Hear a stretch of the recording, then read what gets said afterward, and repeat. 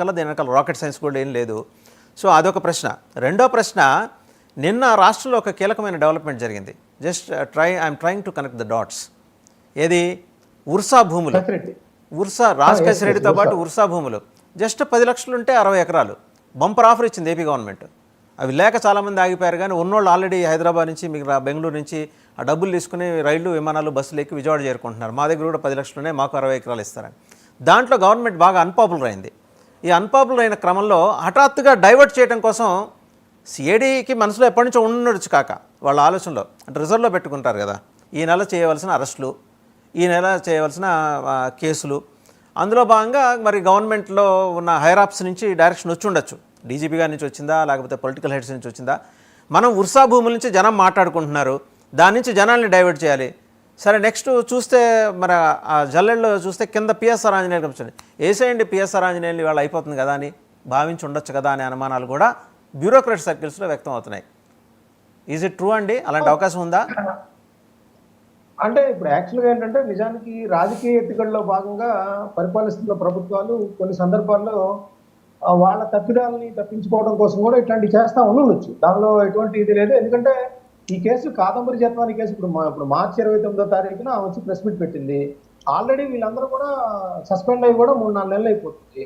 వాళ్ళకి సంబంధించిన ఆధారాలు కానీ, దీనికి సంబంధించి ఎవరు కీలకంగా వ్యవహరించారని కానీ, నిజంగానే పిఎస్ఆర్ ఆంజనేయులు గారు కీలకంగా వ్యవహరించారనే సిఐడి నిర్ధారణకు వచ్చుంటే వెంటనే అరెస్ట్ చేయడంలో కూడా అప్పుడే మార్చి 29 వచ్చింది, ఆ వచ్చి డిమాండ్ చేస్తా ఉంది కాబట్టి చేసేయచ్చు.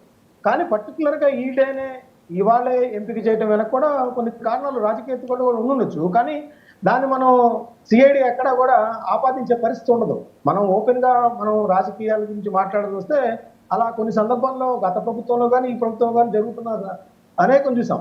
మనం ఒకటి చెప్తాను సార్, నేను యాక్చువల్గా రాష్ట్రం అంతా ఇదిగా ఉన్న పరిస్థితుల్లో వైఎస్ఆర్సీపీ ప్రభుత్వం మీద వేరే ఆరోపణలు వస్తూ ఉన్నాయి. వచ్చినప్పుడు కరెక్ట్గా ఏమీ సంబంధం లేకుండా ఎన్టీఆర్ విశ్వవిద్యాలయం పేరుని వైఎస్ఆర్ విశ్వవిద్యాలయంగా మార్చేశారు. ఎందుకు మార్చారు? అసలు ఎందుకు ఉంది? ఏ ప్రపోజల్ లేదు. అప్పటికప్పుడు అనుకున్నారు, పావుగంటలో మార్చేశారు. అది రాష్ట్రం మొత్తం నిరసనలు, ఎన్టీ రామారావు గారి పేరు తీసేయటం ఏంటి అనేది ఇట్లా జరుగుతాం. సో అలాగే రాజకీయ ఎత్తుగడలో భాగంగా ఇప్పుడు కూడా ఈ ప్రభుత్వం నిజమే మీరు అన్నట్టు ఉర్సా భూములకు సంబంధించి ఏంటంటే అది ఫిబ్రవరిలోనే ఎస్టాబ్లిష్ చేసిన కంపెనీగా చెప్తా ఉన్నారు. దానికి సంబంధించి ఎటువంటి అనుభవం లేదు. కేవలం లోకేష్ గారి ఇంట్రెస్ట్ కొద్దీ దాన్ని కేటాయించారనే ఆరోపణలు కూడా వెలువెత్తున్న పరిస్థితి. ఒక పక్కన వైఎస్ఆర్సీపీ కానీ, అటు ఆ నాయకులు కానీ, వాళ్ళ అనుకూల పత్రికలు కానీ పెద్ద ఎత్తున మీద ఇన్వెస్టిగేట్ చేసినట్టు, పరిశోధన చేసినట్టు, అటు అమెరికా డెలావర్లో కూడా అక్కడ అడ్రస్ ఇచ్చిన ఏదైతే డెలావర్ ఏరియాలో ఇచ్చారు ఆ ఉర్సాకి సంబంధించి లిమిటెడ్ కంపెనీకి సంబంధించి అక్కడ ఏమి ట్యాక్స్లు కూడా ఈ రోజు వరకు కట్టలేదు. అలాంటి కంపెనీ ఆర్టిఫిషియల్ ఇంటెలిజెన్స్ కానీ లేదా ఐటీకి సంబంధించి కానీ రిలేటెడ్ గా ఇన్ని ఉద్యోగాలు ఏ విధంగా ఇవ్వగలుగుతుంది? ఎటువంటి అనుభవం లేనిది. ఐటీ హిల్స్ లో కానీ కాపులపాడులో కానీ 60 ఎకరాలు ఎలా ఇచ్చారనే ప్రశ్నలు లేవనెత్తుతున్న పరిస్థితుల్లో ఈ రోజు పిఎస్ఆర్ ఆంజనేయులు గారి అరెస్ట్ జరగడం అనేది ఖచ్చితంగా దీని మీద కాన్సన్ట్రేషన్ మీరు గమనించండి. గడిచిన 10 నెలల కాలంలో ఏదైనా ఒక ఇంపార్టెంట్ ఇష్యూ తెర మీదకి వచ్చినప్పుడల్లా డైవర్షన్ కోసం ఇలాంటి సంచలనం కలిగించే విషయాలకు సంబంధించిన అంశాలని ప్రభుత్వం తెర మీద తీసుకొస్తుంది. ఈరోజు పిఎస్ఆర్ ఆంజనేయులు కావచ్చు, రిజర్వ్లో పెట్టుకున్నారు ఈయన్ని. మామూలుగా ఈయన ఎప్పుడు వాడదామా అని, అంటే ఈ అరెస్ట్ ఎప్పుడు వాడదామని. ఆ కేసులో అరెస్ట్ చేయడాన్ని ఎవరు క్వశ్చన్ చేయరు, ఏ సివిలియన్ క్వశ్చన్ చేయడు. ఒకవేళ ఆయన నిజంగా ఆరోపణలు ఎదుర్కొంటే దానికి ఆయన వెళ్ళి అరెస్ట్ అయిన తర్వాత కోర్టు ముందు రిమాండ్కి వెళ్తాడు, కోర్టు ముందు సమానం చెప్పుకుంటాడు, ఆయన లాయర్ని ఆయన పెట్టుకుని మాట్లాడుకుంటాడు, అది వేరే విషయం. బట్ నేను అనేది కాంటెక్స్ట్, సందర్భం ఎలా వచ్చింది చూడండి.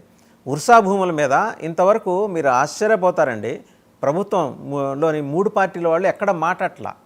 డిబేట్లకు వస్తామని చెప్పిన వాళ్ళు కూడా లాస్ట్ మినిట్లో మాకు అర్జెంటుగా ఏదో పని పడింది, నాకు తెలిసిన వాళ్ళకి యాక్సిడెంట్ అయింది, ఈ ముగ్గురికి కూడా తెలిసిన వాళ్ళకి యాక్సిడెంట్ అయింది, ఒకటే రీజన్.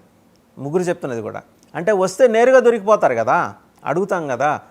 అంటే ఇప్పుడు 10 లక్షలకి 60 ఎకరాల భూమి అంటే పెద్ద విషయం కాదు. మీరు ఇంకా గుంటూరులోనే ఉన్నారు, మీకు యాక్సెస్ తొందరగా ఉంటుంది. మీరు మధ్యాహ్నం కల్లా వెళ్ళి కట్టి 60 ఎకరాలు తెచ్చుకోవచ్చు. అలాంటి బంపర్ ఆఫర్ ఎంతమందికి దొరుకుతుంది? దీని మీద నేషనల్ లెవెల్లో అప్రోర్ వచ్చింది.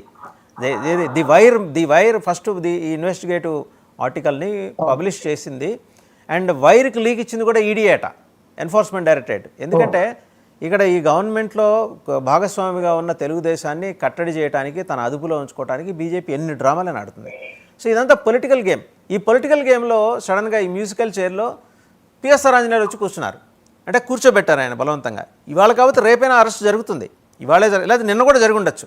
కానీ జరగలేదు. ఏంటంటే ప్రభుత్వం ఉద్దేశపూర్వకంగా ఎంటైర్ ఉర్సా ఇష్యూని డైవర్ట్ చేయడం కోసం ఈ ఎత్తుగడ వేసిందని అనుమానాలు బీజేపీ నాయకులే, ఎవరైతే రావడానికి ఇష్టపడలేదో వాళ్ళే చెబుతున్నారు. సార్ ఇక్కడ ఒకటి చెప్తాను వాసు గారు, యాక్చువల్ గా ఇప్పుడు వైఎస్ఆర్సీపీ కావచ్చు, లేకపోతే ప్రత్యర్థి పార్టీలు, కమ్యూనిస్టులు కావచ్చు, వీళ్ళందరూ